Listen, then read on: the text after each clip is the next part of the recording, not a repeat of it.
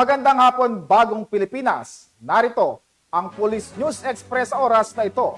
Nakatakdang ilibing ang mga labi ni Police Staff Sergeant Nelson Santiago, ang nasawi na pulis sa rescue operation sa nangyaring pangingidnap sa dalawang Chinese national sa Angeles City, Pampanga. Ito ang binahagi ni Police Colonel Jean S. Pajardo, ang kasalukuyang chief ng Public Information Office sa ginanap na press briefing rito sa Campo Crame.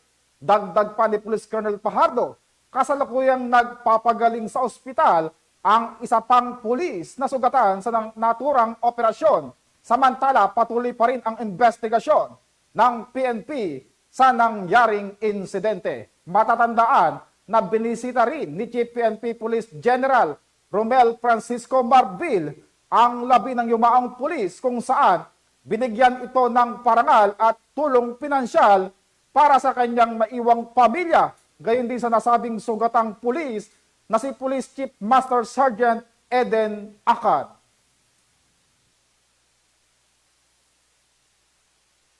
Yung napatay po nating pulis po doon ay nakatakda pong ilibing bukas. Samantalang yung may sugat po ay kasalukuyan pa rin pong naka-confine po sa ospital at nagpapagaling at binisita na nga po ito ng ating GPNP at yung director po ng IKG. I understand na today po ay mismo nagpunta po yung representative po ng Philippine Chinese Chamber of Commerce po para magpaabot po ng tulong. We have to recall po na yung mismong biktima po dito ay mga Chinese nationals din po, and of course yung mismong suspects po ay mga Chinese nationals. So I think on that point yun po yung pagpapakita ng suporta po ng Philippine Chamber of Commerce ay para kahit paano ay makita na sinusuportahan nila yung efforts po ng PNP na mahuli po itong mga involved sa Chinese sa kidnapping po na ito. Ongoing pa po yung investigation, what really transpired during the investigation. So out of respect po doon sa mga pamilya po ay antayin po natin sir yung resulta po ng investigation. But suffice to say, nagsalita na po yung ating GPNP. Kung meron man po naging pagkukulang, naging problema po doon sa police operation, wala po tayong pagtatakpan dito. Kung merong kailangang managot, papanagutin po natin. Ang request naman po is, hayaan muna po natin na matapos po itong pagluluksa. At no less than the GPNP, I was there.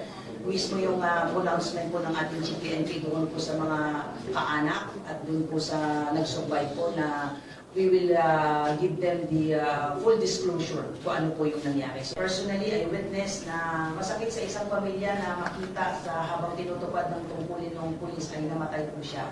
So, ang nandun po yung ating GPNP para magpahatid ng tulong at ipaliwanag at i-explain sa kanila na talagang sa mga pulis po talaga hindi may iwasan yung mga ganito po talagang pangyayari. And this is not the first time na nalagasan po tayo ng mga pulis natin during police operation. But sabi ko nga, naging bukas po yung ating GPNP at ipinaliwanag sa mga pamilya kung ano yung nangyari. At without giving full details, out of respect po sa pamilya, isa lang po ang binigay na assurance po ng ating GPNP na wala po tayong itatago kung ano man po ang nangyari at papanagutin po natin kung sino man po ang dahilan kung bakit po namatay yung isang pulis po natin at nasugatan yung isa pa po.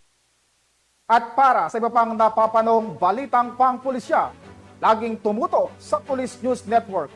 Alagad ng batas, tagataguyod ng balitang pulis. Ako po si Patrolman Adrian Dayao para sa Police News Express.